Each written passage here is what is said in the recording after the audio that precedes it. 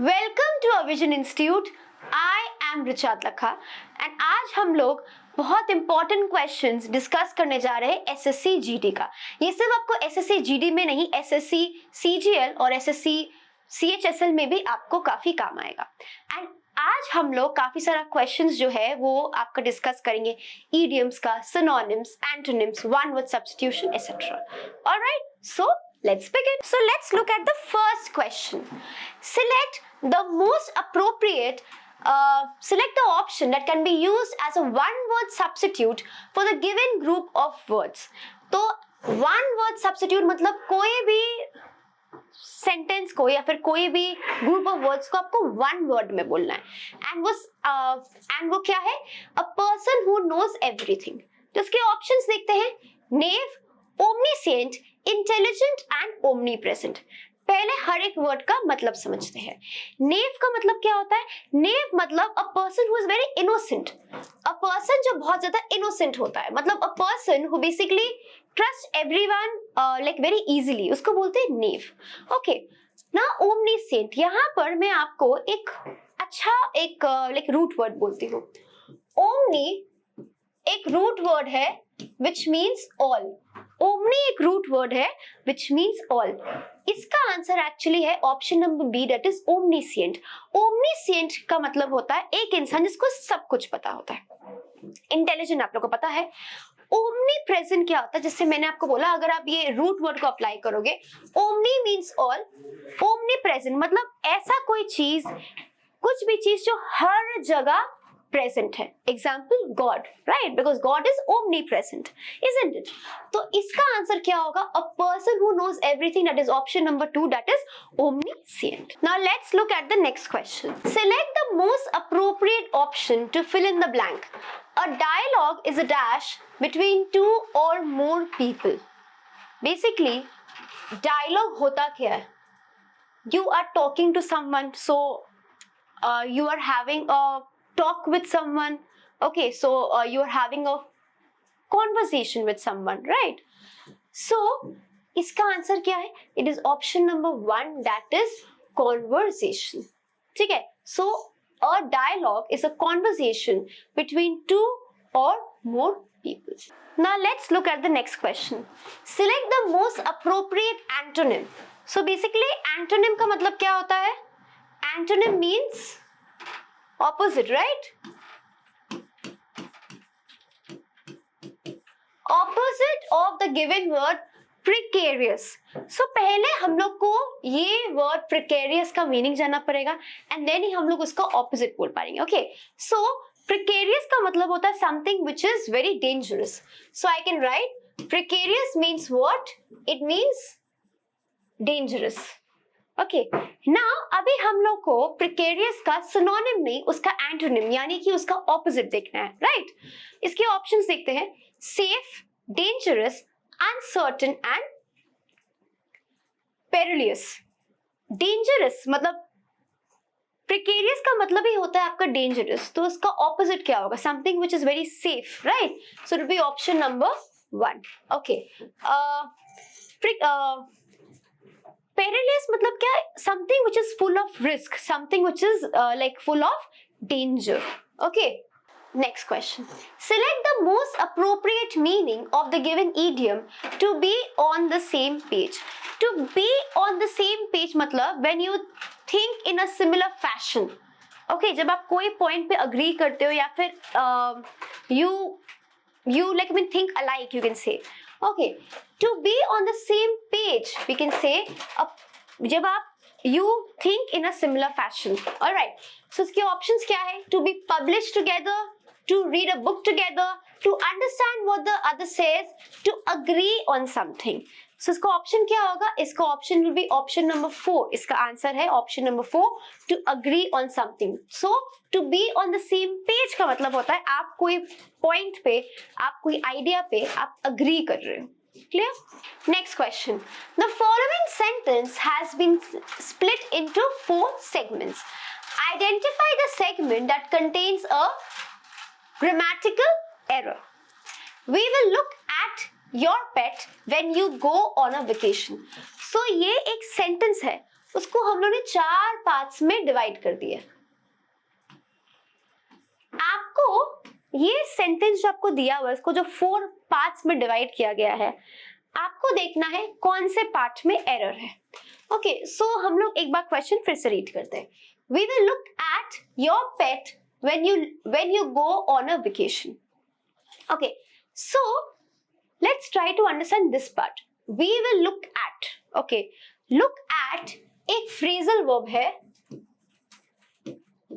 Look at एक आपका phrasal verb है which means to examine something very closely. Okay, if I say look at the sky, मतलब आप sky को देखो, तो look at एक आपका phrasal verb है which means you examine something very closely. यहाँ पर बोल रहा है we will look at your pet, तो हम लोग को pet को तो closely examine नहीं करना है, so यहाँ पर look at नहीं करके यहाँ पर look after आएगा। यहाँ पर क्या आएगा? look after. So look after ये भी एक phrasal verb है। look after मतलब क्या? to take care of someone or something. कोई इंसान का या कोई चीज का ध्यान रखना। So यहाँ पर एरर कहाँ है? यहाँ पर एरर है नंबर 1 में, क्योंकि look at मतलब आप कोई चीज को बहुत क्लोजली एग्जामिन कर रहे हैं, हम लोग को पेट को क्लोजली एग्जामिन नहीं करना है। यहाँ पर बोल रहा है when you go on a like vacation, मतलब वो पेट का ध्यान रखना, तो हम लोग ये phrasal verb यूज करेंगे, that is look after. Next, select the most appropriate option that can substitute the underlined word in the given sentence. Besides generating revenue, tourism brings a break from the dash of daily life. So यहाँ पर आपको एक sentence दिया गया और यहाँ पर आपको एक वर्ड दिया हुआ है, सेरेमनी। आपको देखना है ये वर्ड को आप किस वर्ड से आप उसको सब्स्टिट्यूट कर सकते हैं, आप ये वर्ड को आप किस वर्ड से बेसिकली रिप्लेस कर सकते हो। ओके, सो यहाँ पर एक सेंटेंस दिया हुआ है। ओके, ना इसका हम लोग पहले ऑप्शन देखते हैं। Scrutiny, symphony, monotony and company. Okay, so scrutiny मतलब क्या है? To examine something. स्क्रूटनी का मतलब है आप कोई चीज को एग्जामिन कर रहे हैं। आप लोगों ने लाइक सुना होगा स्क्रूटनाइज करना कोई चीज को। सो स्क्रूटनी का मतलब होता है आप कोई चीज को एग्जामिन कर रहे हो। Okay, symphony is nothing but a piece of music जो लोग लिखते हैं to be played by a orchestra. Okay, monotony मतलब क्या है? समथिंग जो बहुत बोरिंग है।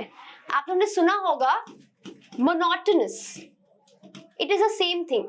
Something which is very boring मतलब something which is the same. अब कोई चीज सेम होगा, so after a certain period of time आपको वो चीज बहुत बोरिंग लगेगा, राइट? सो एंड कंपनी का मतलब आपको पता है। सो हम लोग ये सेंटेंस एक बार फिर से रीड करते हैं जस्ट टू सी ये यहाँ पर हम लोग कौन सा वर्ड को यहाँ पर रिप्लेस कर सकते हैं। Besides generating revenue, tourism brings a break from the dash of daily life. यहाँ पर अगर मैं ये सेंटेंस को हिंदी में एक्सप्लेन करूं कि टूरिज्म से बहुत सारा रेवेन्यू, बहुत सारा पैसा जनरेट होता है, ये तो एक पॉइंट है उसका। एंड आपका आगे क्या बोल रहा है? टूरिज्म क्या है? हम लोग को एक ब्रेक देता है from the dash of daily life. तो क्या होगा? It will be monotony. Monotony का मतलब क्या है? Something which is very boring. जैसे हम लोग का एक डेली एक लाइक रूटीन होता है, अगर हम लोग कहीं बाहर घूमने जाते हैं तो we actually get a break, you know. So आपका मोनोटोनी का मतलब क्या होता है? बोरिंग। सो अगर हम लोग ये सेंटेंस को अभी फिर से रीड करेंगे तब अब ये सेंटेंस पूरा ठीक बैठेगा। Besides generating revenue, tourism brings a break from the monotony of daily life. Okay, so इसका है option number 3. Okay, next, select the option that can be used as a one-word substitute for the given group of words. Many fish swimming together. So ये nothing है, ये कुछ भी नहीं है, ये बस एक आपका collective noun पूछ रहा है। ये बेसिकली आपका कलेक्टिव नाउन पूछ रहा है यहाँ पर। Okay, many fish swimming together, इसके 4 ऑप्शंस है, shoal, bevy, brood and flock. Okay, so bevy एक आपका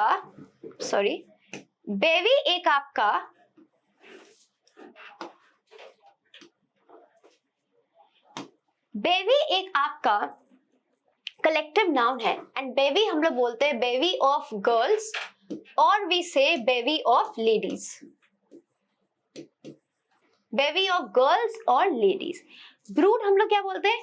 brood of chickens we say brood of chickens. Okay, flock we say flock of birds, flock of sheep, ये सब हम लोग बोलते हैं. इसका आंसर क्या है? It is option number 1 that is shoal. We say shoal of fish. Okay, so यहाँ पर बेसिकली आपको इनडायरेक्टली यहाँ पर आपसे कलेक्टिव नाउन पूछा गया है, तो इसका आंसर है option number 1. Next, select the most appropriate antonym मतलब opposite of the given word fictitious. Again, fictitious का मतलब क्या होता है? Fictitious means something which is false, something which is fake, something which is not genuine or something which is artificial, we can say. Something जो सच नहीं है, जो fake है, something which is not genuine, something which is artificial. इसका मतलब होता है fictitious. लेकिन यहाँ पर आपको क्या पूछा गया? Antonym means opposite. इसके ऑप्शन देखते हैं. False, factual, imaginative and आपका subjective. तो यहाँ पर आपको ऑप्शन दिया गया है false, factual, imaginative and subjective. इसका आंसर क्या होगा? Option number 2 that is factual. So false का यहाँ पर अगर आपसे पूछता कि फिक्टिशियस का सिनोनिम क्या होता, तो आप बोलते हैं ऑप्शन नंबर 1, क्योंकि आपसे सिनोनिम पूछा है. लेकिन यहाँ पर सिनोनिम नहीं पूछ के आपसे एंटोनिम पूछा है, क्योंकि समथिंग व्हिच इज फैक्चुअल मतलब वो सच ही होगा, वो लाइक ट्रू ही होगा. ओके, सो इसीलिए it will be option number 2. Imaginative, it is all in your head, मतलब आप कुछ इसको इमेजिन कर रहे हो. सब्जेक्टिव मतलब क्या? Something which is based on your opinion, something which is based on your point of view. Okay, and not on facts. Okay, so इसका आंसर क्या होगा? It is option number 2 that is factual. Next question. Select the option that will improve the underlined part of the given sentence. In case no improvement is needed, select no improvement required. यहाँ पर basically underlined part ये है, bring in. The new president has bring in many reforms. So ये एक जो like new president वो बहुत सारा like रिफॉर्म्स लेकर आए. तो यहाँ पर bring in को आपको ये वर्ड को आपको कोई और फ्रेज से बेसिकली आपको रिप्लेस करना है. Okay, it is option number 2 that is brought about. Brought about basically एक फ्रेजल वर्ब है which means cause something to happen, to make something happen. Okay, अगर आप यहाँ पर लिख देते हो brought about,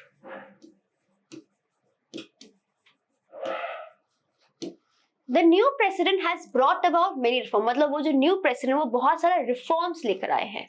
so brought about मतलब make something happen. Okay, next, select the most appropriate option to fill in the blank. यहाँ पर भी आपको इनडायरेक्टली कलेक्टिव नाउन ही पूछा गया है एंड ये सारा क्वेश्चंस आपका एसएससी जीडी से हम लोग जो है हम लोग ने लिया है. तो इसी टाइप का क्वेश्चंस आपका एसएससी जीडी में आता है. Okay, the man felt exhausted after climbing a dash of stairs. Exhausted मतलब क्या होता है? Exhausted मतलब क्या? You become very tired.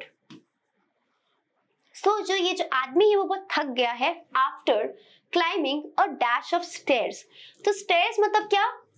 You know, मतलब हम लोग stairs जो चढ़ते हैं, ठीक है, सीढ़ी. Now इसके options देखते हैं.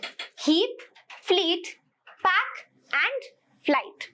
ओके, अभी हम लोग ये जो वर्ड्स है अभी हम लोग इसके देखते हैं. इसका जो ये बेसिकली आपका कलेक्टिव नाउन है, तो हम लोग इसको कहाँ यूज करते हैं. सो हीप ऑफ से वी से हीप ऑफ ट्रैश और से heap of rubbish. Okay, fleet of ships बोलते हैं, वी से fleet of ships. Pack of cats बोलते हैं, पैक ऑफ थीव्स बोलते हैं, पैक ऑफ वुल्व्स भी बोलते हैं. So we say pack of cards, wolves and thieves. सो ये जो वर्ड है पैक, वो हम लोग 3 चीज के लिए यूज करते हैं, pack of cards, pack of thieves and pack of Wolves. इसका आंसर क्या है? It is option number 4, flight of stairs. So the man felt exhausted after climbing a flight of stairs, मतलब वो बहुत सारा स्टेयर्स चढ़ के वो बहुत थक गया। इसी टाइप का क्वेश्चन आपसे एसएससी जीडी में पूछा जाता है। सो एज आई सेड, आज हम लोगों ने सिर्फ 10 क्वेश्चंस किया डिस्कस। ये आपका पार्ट 1 था। हम लोग नेक्स्ट डे आपके साथ आएंगे with like more questions in our part 2 of the video. Thank you so much, take care.